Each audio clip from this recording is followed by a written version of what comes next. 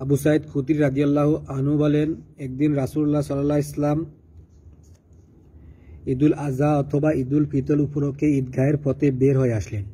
ঈদগাহে তিনি মহিলাদের নিকট গিয়ে বললেন, হে মহিলা সমাজ, তোমরা বেশি বেশি করে দান সদকা খয়রাত করো, কেননা আমাকে তোমাদের অধিকাংশকে জাহান্নামে দেখানো হয়েছে। তারা বললেন, হে আল্লাহর রাসূল, এমনটি কেন? তিনি বললেন, তোমরা বেশি বেশি অভিশাপ দিয়ে থাকো এবং স্বামীর অকৃতজ্ঞতা প্রকাশ করে থাকো। আমি তোমাদের অপেক্ষা জ্ঞান বুদ্ধিতে এবং দিনদারিতে কাউকে অপরিপক্ক দেখি না। এতদ সত্ত্বেও তোমরা বিচক্ষণ ব্যক্তিদের বুদ্ধি হরণ করে থাকো। তারা জিজ্ঞেস করল, হে আল্লাহর রাসূল, আমাদের জ্ঞান বুদ্ধি ও দিনদারিতে কি অপরিপক্কতা রয়েছে? তিনি বললেন, হে মহিলারা, সাক্ষ্য পুরুষের সাক্ষ্যের অর্ধেকের সমান নয় কি? তারা বলল, হ্যাঁ। তিনি বললেন, এটাই তাদের জ্ঞান বুদ্ধির অপরিপক্কতার নিদর্শন। তিনি বললেন, হায়েজ অবস্থায় তোমাদের কেউ নামাজ আদায় করতে পারো না, রোজাও পালন করতে পারো না, এরূপ নয় কি? তারা বলল, হ্যাঁ।